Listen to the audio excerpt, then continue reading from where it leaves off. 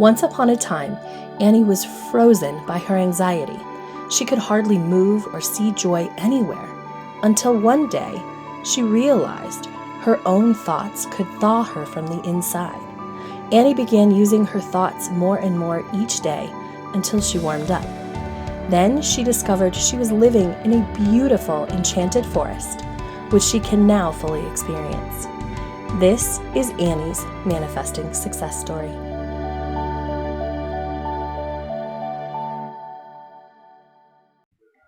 Hello, and welcome to this episode. I am back with the fabulous Annie for her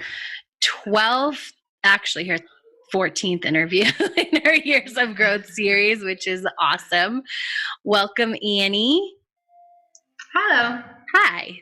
Tell us, how has your future self been showing up? I'm confident and excited. Yes, that's awesome. Tell it, and what's happening amazing because of that?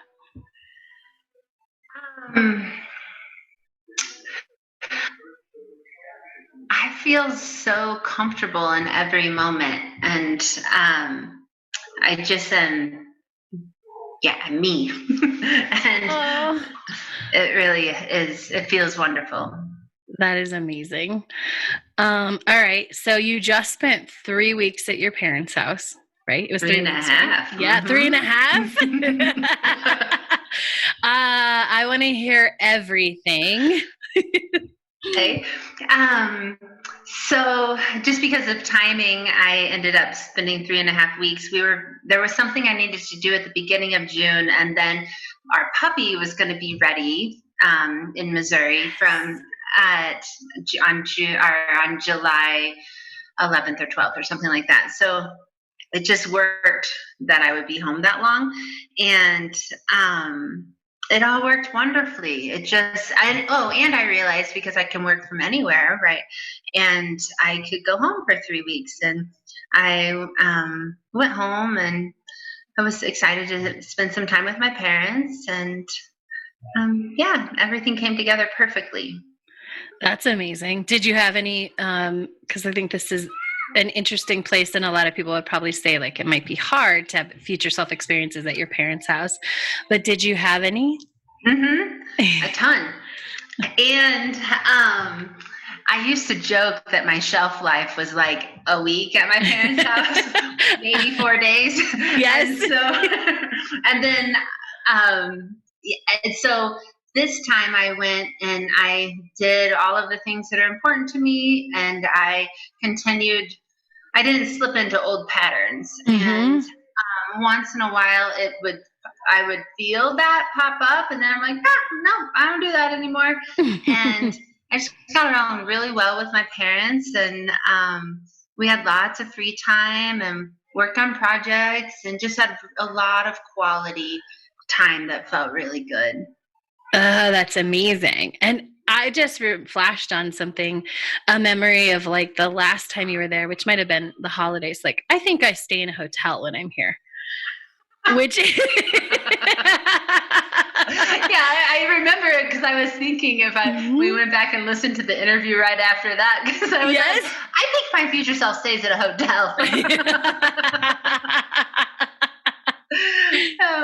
Yes. But I didn't want to stay at a hotel. I wanted to stay with my parents and just have a good visit and help them around the house. And it was really good. There were some moments, and then it would pop up, and then it didn't bother me like it used to. I could do that, or I could look at it this way. And there was freedom and kind of power in that way. And I love it. So what was the key to seeing things with freedom and power versus kind of maybe an old, I don't know if you call it an old way or unpowerfully, or that there was no other way to be, that there wasn't a choice. My dad would respond to something in this way, and I would respond to him in that way, and it was just the automatic thing that happened. But now my dad would respond that way, and I would go, I could look at it this way, or I could look at it this way. But it was way quicker this time. It was like that part. I'm really enjoying, now that I've been doing this 2 year or close to 2 years. It's not as a conscious step, like do this, then do that. That part is becoming smaller, and it's becoming automatic that I do the kind of, I keep thinking emotionally free, but like the choosing the response, but not actually that's getting faster and less like more automatic. Yeah, I was just about to say that's becoming more automatic, where in the beginning it was like, I sort of think it goes from people like have this experience and then you sort of look at it afterwards. And then you sort of try in the middle, but you catch it a little bit more. And now it's just becoming that automatic, oh, I don't respond that way to that. This is it. Yeah. Yeah. Where do I want to be? I want a close relationship with my dad. I want to look back in 5 years and think, wow, that was an awesome vacation. My trips home are wonderful. They feel good. And that was the like powerful thread of my trip. And so I'm going to ask you a question, because I know somebody's thinking, who's listening, like, oh, I'd really like that, but you know, my parents don't allow, like, I can't do that because of them, right? Did your dad change at all? No, not at all. And it's funny because he even mentioned on my way out the door, he's like, you know, this was a really good visit. I said, I know, it really was a good visit. And he said, I think you changed. I don't think I changed because I did the same things I always do. I think maybe I did that. But that didn't upset me because my dad, there was something in his tone that used to trigger this thing in me. And I would go on this trip, but the last 2 years, I've been working on that. And I've been looking at those notions I had of myself, and I'm not there anymore. And that feels really good. Yeah. Would you be willing to share some like notions of yourself that you had? Like, what's different? Yeah, I had this underlining guilt and underlying I would mess stuff up, caring what other people thought, overthinking things. Guilt was a big one, worrying about really wanting to get everything right, over caring kind of. People call it anxiety, but like this, like being hyper vigilant and making sure everything turned out okay. And I didn't realize how much energy I was spending on that. And then when I started paying attention to where I was investing my time and my money and my focus, and yeah, you can hear your words coming up. Right? I saw Cassie smile. I was like, yep, it's stuck in there. But as I did that, there wasn't room for the anxiety and the worry and those misconceptions I had about myself. And now what's taken place are all of the thoughts I've chosen to believe. And that rocks. That does rock. Especially because you've I think that's so much of where the power comes from, right? It's like, I've consciously chosen, no, I want to see myself this way. I want to see my life this way. I want to see money this way. And so all those kind of come back out, and it makes them even more powerful because you didn't say, oh, it'd be nice to have that, or I'm going to just practice and hopefully get there one day. Like, you chose through processes and a work, like, this is who I'm going to be, and this is how I'm going to look at the world, and this is how I'm going to experience the world. Yeah. So awesome. Yeah, it's felt really good. And now that I'm putting my energy and attention where I want it, I have so much more of it, more time, more focus. And now lately, this is something that's just happened the last week, I think, while I was home. Instead of feeling guilty for me not doing things, I'm owning I don't want to do that.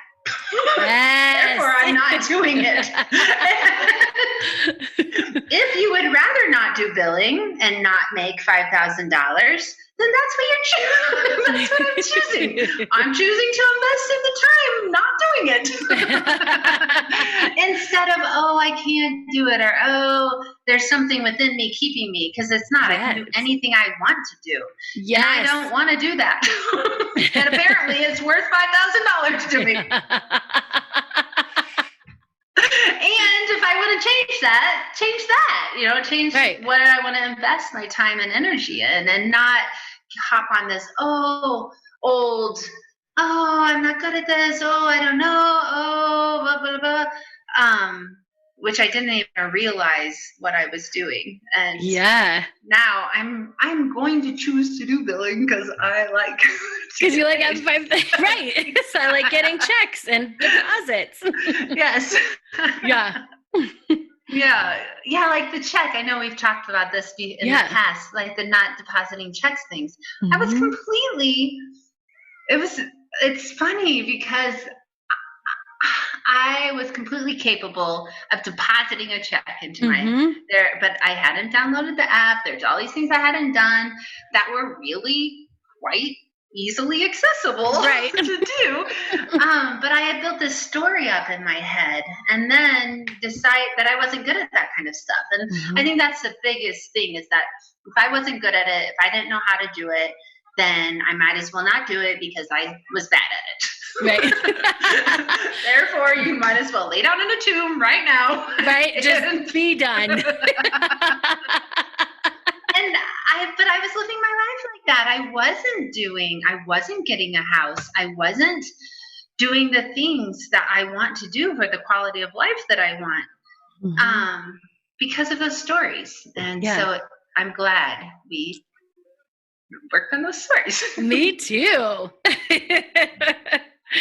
That is amazing. And I think, and that's also, do you mind sharing how that contributed to sort of your relationship and expansion with your mom, and even choosing to pay someone to do the things you didn't want to do? My favorite. Because I do that all the time. I'm like, I do not want to do this, but I love you, and here you go. That was really empowering. In fact, I think it's going to be easier to hire people in my business now that I did that. Yeah. Because there are some things that I would like to do for my business I've not been doing because I don't want to do them. I would like them to be done. Right? Yeah, I get it. But then I was putting all this these more negative feelings about that process and blaming myself and spending all this time. And I'm like, no, there are people who like to do these things that I don't like to do, and I can hire them. And it came up with my mom, because a few years ago I realized her love language is acts of service, which all of my siblings will know that means a big to-do list with your name on it when you come home to visit. And I often leave with this guilt of I did some of it, but not all of it, and I did half of some things, and I got caught up in visiting, and spending time with my mom and dad is the most important thing, and I would do that, but we would get sidetracked and stuff, and then on the last day, I would be like, I'd be seeing things all over their house and property. I didn't do that. And then I would drive 12 hours and feel kind of guilty that I didn't do all of that. But this time, the first day of my vacation, one of my mom's, a friend of our family, will help out. And I said, hey, can I pay you to organize Mom's closet with 40 years of stuff in it? I don't want to do that. And it's okay that I don't want to do that. It is. It's so okay. It doesn't mean any of that long negative list about myself, And I was working full time while I was home too. So because I I brought my computer with me and I was working from home. And so it just worked really well. And then the last day I wrote her a check and I said, got some stuff done. And here's a check for Lori for their other stuff. She's like, oh, you don't have to do that. I'm like, no, I want to. Oh, yes. And it was liberating. Right? And energetically, like that is going to create so much more because it feels good, right? Versus like, oh, holding on and let me make myself do all these things I don't want to do and or not do them and feel guilty. Like instead, it's like, no, it's awesome. Like, I feel good about this. I feel good about writing a check. I feel good about not doing it. I feel good about you having it done. And I feel good about the energy I have leaving your house. Yeah. And Lori is buying a house and needs money. So I'm like, I'm donating. I'm contributing to her wellness. It's a fabulous thing. Yes. Oh, I love that. It's awesome. Yeah. So cool. How amazing does it feel to be living your life right now? It's exciting. Yeah, it feels exciting and empowering. And my latest emotion is powerful in my script, and I was really uncomfortable with it at first, but it's been perfect. And been really empowering. Yes. You would imagine. Yes. What's the shift? So I remember a little bit about it, but what was it? Because you were like, oh, I don't want to do that. I don't want to have powerful. I don't want to be powerful. That's, in a way, it was like, it's bad, right? Yeah. Yeah, we were coming up with, at the beginning of the workshop when we were brainstorming what emotions I was going to work with, you were I was saying kind of that, trying to cultivate the accurate word. And I think I threw out like, not pride or not power. Like, I was thinking a step out of confidence, like getting stuff done, having everything I need to do everything I want to do. And, like bringing things to fruition and I said, and then feeling good about it. I'm like, not pride, not powerful, like, and then you're like, oh, let's visit those.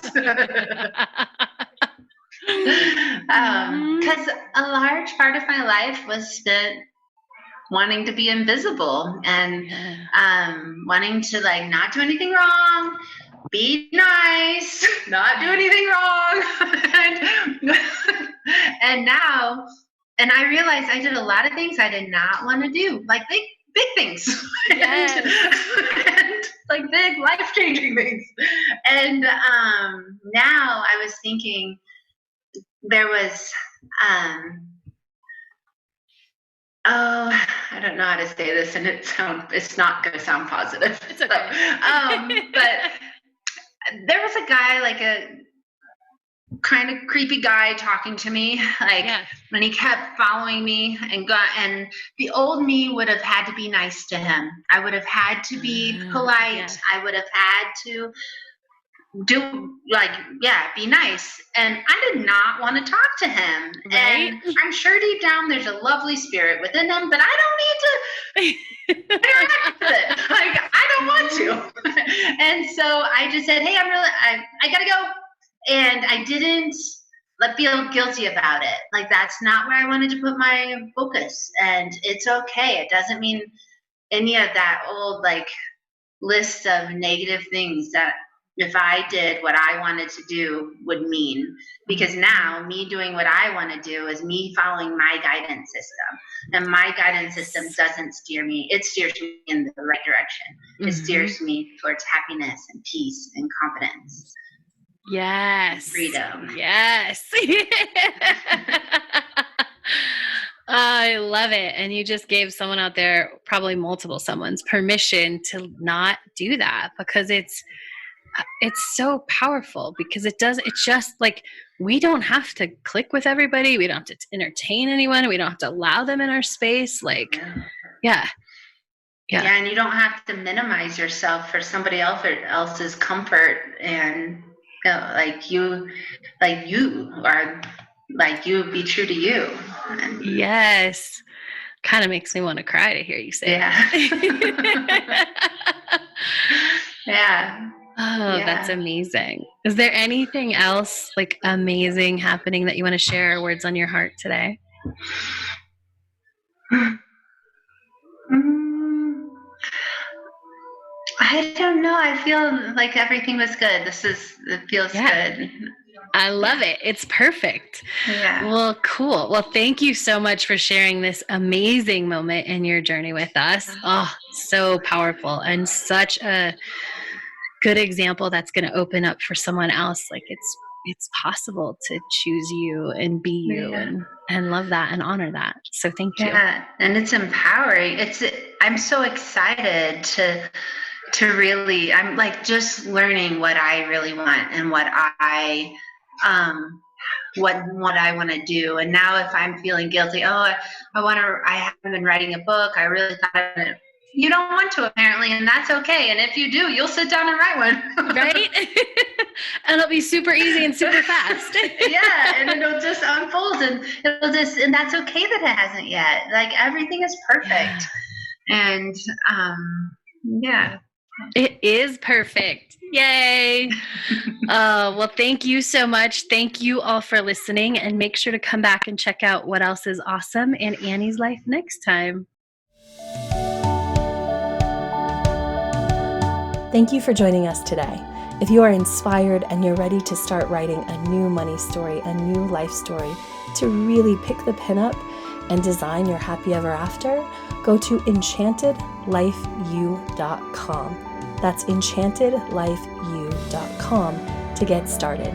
For any links that we talked about in the show, you can find the show notes at manifestingsuccessstories.com.